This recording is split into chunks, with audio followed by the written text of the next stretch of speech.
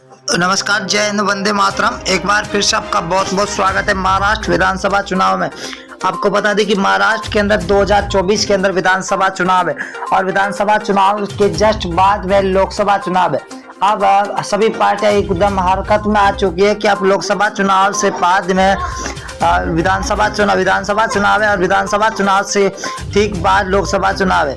अब आपको बता दें कि महाराष्ट्र की जो चुनावी गणित है, वो चुनावी गणित को अगर देखा जाए तो ऐसी कई पार्टियां हैं जो मैदान के अंदर है, परंतु आपको बता अगर हम वहाँ की पार्टियों की बात करें तो वहाँ पर देखा जाए तो शिवसेना और एनसीपी के बीच में कड़ी टक्कर देखने को मिल सकती है।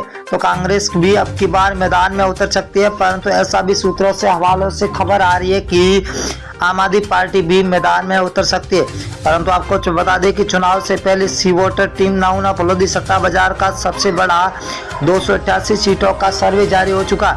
अब हर एक सीट के बारे में आपको बताएंगे कि अब की बार महाराष्ट्र के अंदर किसकी बनती हुई नजर आ रही सरकार। सबसे बड़ा एग्जिट पोल जारी हो चुका है। अगर हम पहले जिले की बात करें तो नंदुरबार जिला जहाँ कुल 4 सीट है, जहाँ बीजेपी और शिंदे गुट को 1 सीट और एनसीपी को 1 सीट, शिवसेना को 1, कांग्रेस को 1, तो अन्य के खाते में 0 सीट जाती हुई दिखाई दे रही है। अगला जिला है अहमदनगर जिला जहाँ कुल 12 सीटें, बहुत ही बड़ा जिला है, 12 सीटें बीजेपी और शिंदे गुट को 5 सीटें मिल रही है, तो एनसीपी को 2, शिवसेना को यहाँ पर 3 सीटें मिल रही है, तो कांग्रेस 2 सीटों पर है।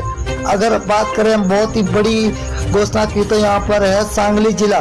सांगली जिले की बात करें तो 8 विधानसभा सीटें, जहाँ 8 में से बीजेपी और शिंदे गुट को 4 सीटें मिल रही है, तो एनसीपी को 2 सीट, शिवसेना यहाँ पर 0 पर है, तो कांग्रेस 2 सीटों पर टिकी हुई है, अन्य 0 के खाते में जाते हुए दिखाई दे रही है। उस्मानाबाद जिले की बात करें तो कुल 4 सीटें, 4 विधानसभा सीटों में से बीजेपी और शिंदे गुट को यहाँ पर 0 सीट मिलती हुई दिखाई दे रही है, तो यहाँ पर एनसीपी को 1, शिवसेना को 1, तो कांग्रेस यहाँ पर 2 सीटों पर सबसे आगे चलती हुई दिखाई दे रही है। अगर हम नागपुर जिले की बात करें तो कुल 12 सीटें हैं, 12 सीटों में से बीजेपी और शिंदे गुट को 5 सीटें मिलती हुई दिखाई दे रही है, तो एनसीपी को 3 सीट और शिवसेना को 2, कांग्रेस को यहाँ पर 2 सीटें मिले। यहाँ पर बीजेपी और शिंदे गुट को सबसे ज्यादा सीटें मिलती हुई दिखाई दे रही है। वर्धा जिले की बात करें तो कुल 4 विधानसभा सीट है, जहाँ बीजेपी और शिंदे गुट को सिर्फ 1 सीट हाथ में लगती हुई दिखाई दे रही है, तो एनसीपी को 1, शिवसेना के खाते में 1 सीट जा रही है, वही कांग्रेस के खाते में भी 1 सीट जाती हुई दिखाई दे रही है। अगर हम मुंबई जिला की बात करें तो मुंबई के अंदर 26 विधानसभा सीट है, ये सबसे बड़ा जिला है, यहाँ पर सबसे ज्यादा सीट है 26 है, जहाँ बीजेपी और शिंदे गुट को 11 सीट मिल रही है, तो एनसीपी को 5, शिवसेना को 7, यहाँ पर कांग्रेस को 3 सीटों पर ही टिकना पड़ रहा है। अगर हम बात करें वाशिम जिला है का, जहाँ पर 3 विधानसभा सीट है, 3 में से बीजेपी और शिंदे गुट को 1 सीट, वही एनसीपी को 1, शिवसेना के खाते में 1 सीट जा रही है, तो कांग्रेस यहाँ पर 0 पर टिकी हुई है।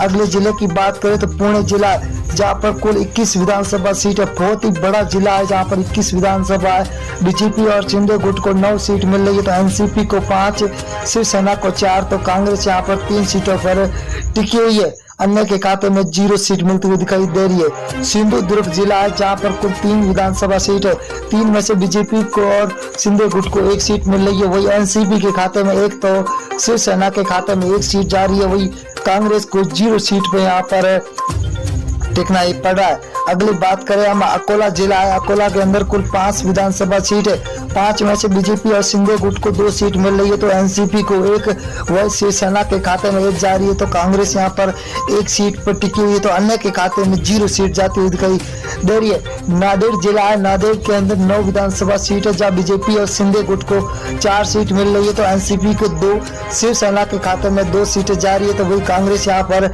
1 सीट पर टिकी हुई है। बहुत ही बड़ा महा ओपिनियन पोल है अब की बार महाराष्ट्र का। रायगढ़ जिला है, कुल 7 सीटें है, 7 में से बीजेपी और शिंदे गुट को 3 सीट मिल रही है, तो वही एनसीपी को 2, शिवसेना के खाते में 1 सीट मिल रही है, तो यहाँ पर कांग्रेस को 1 सीट मिलती हुई दिखाई दे रही है। यहाँ पर अब की बार महाराष्ट्र के अंदर बीजेपी और शिंदे गुट का महागठबंधन है, और यहाँ पर नासिक जिला है, जहाँ पर 15 सीट है, बीजेपी और शिंदे गुट को 5 सीट, एनसीपी को 5 तो शिवसेना को 3, कांग्रेस के खाते में 2 सीटें जाती हुई दिखाई दे रही है। यहाँ पर अन्य 0 पर टिका हुआ है। तो महाराष्ट्र की 288 सीटों का भयंकर सर्वे जारी हो चुका है, जहाँ पर कोल्हापुर जिला है जहाँ पर 10 विधानसभा सीट है। बीजेपी महागठबंधन में 4 सीटें, वही शिव महागठबंधन के अंदर 5 तो अन्य के खाते में 0 सीट जाती हुई दिखाई दे रही है। अगले जिले की बात करें तो रत्नागिरी जिला है जहाँ पर कुल 5 विधानसभा सीट है। 5 में से बीजेपी महागठबंधन को 2, वही शिव महागठबंधन को 3 सीटें मिलती हुई दिखाई दे रही है। तो अन्य के खाते में यहाँ पर 0 सीट जाती हुई दिखाई दे रही है। अगली हम बात करें अमरावती जिले की, तो यहाँ पर कुल 8 सीटें जहाँ बीजेपी महागठबंधन को 3 और शिव महागठबंधन को 5, अन्य के खाते में 0 सीट जाती हुई दिखाई दे रही है। अगले जिले की ओर रुख करेंगे तो दोस्तों बहुत ही बड़ा जिला है जहाँ पर कुल ठाणे है। ठाणे के अंदर 18 विधानसभा सीट है। 18 में से बीजेपी महागठबंधन को 9 तो शिव का महागठबंधन को 9 सीटें मिल रही है।